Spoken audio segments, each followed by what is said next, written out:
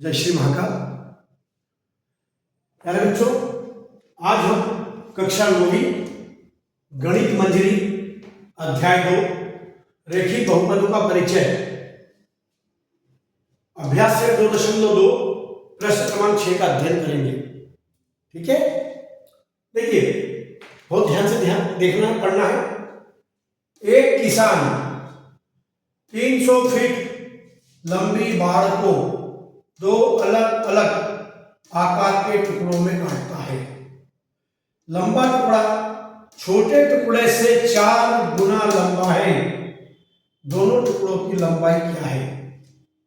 देखिए, किसान कह रहा है कि एक 300 फीट का एक तार का टुकड़ा है, उसको 2 भागों में बांटना है। एक बड़ा वाला तार निकालना है, एक छोटा तार निकालना है। तो कह रहा है कि जो बड़े तार की लंबाई है छोटे तार की लंबाई से 4 गुना होना चाहिए। समझ में आया? मतलब अगर छोटा टुकड़ा 20 फीट का तो बड़ा टुकड़ा उसका 4 गुना, 20 चौक 80 फीट का। एक उदाहरण है ये। ठीक है, मतलब छोटा टुकड़ा जितना भी लंबा होगा, माना कि छोटे टुकड़े की लंबाई बराबर x फीट। कितनी मानी हमने? x feet.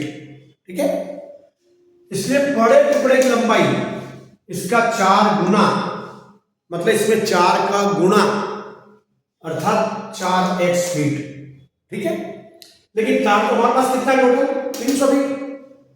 तो x धन 4x बराबर 300 है ना, क्योंकि दोनों को मिला के तार हमारे पास 300 फीट ही है। तो x धन 4x बराबर 5x बराबर 300।